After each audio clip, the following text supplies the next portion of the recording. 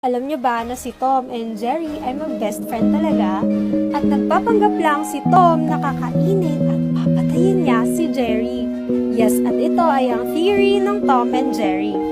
Ginagawa lang ni Tom ang trabaho niya bilang pusa.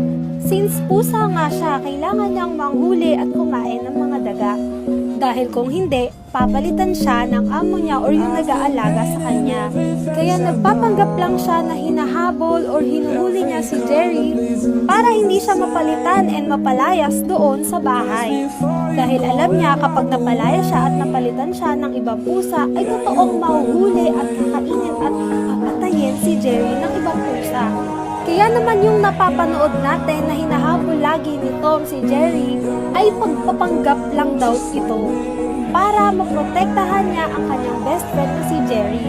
Mahal na mahal niya si Jerry at ayaw niya itong makain ng ibang pusa kaya nagpapanggap na lang siya.